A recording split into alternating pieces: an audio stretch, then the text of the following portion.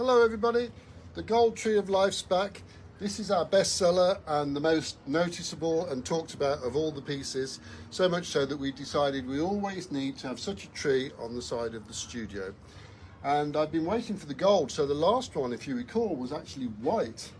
And I explained that it was in honour of the Mughals and their inlaid marble work, notably the Taj Mahal. And that had a really different, cleaner look to it. This one's got the Byzantine sort of oldie antique look to it, which we all love. I love it, and luckily for me, so does everyone else too. Anyway, it's a new one. Andrew's just grouted it. He thinks it's particularly nice. I don't know why. To me, it looks the same as all the others, but never mind.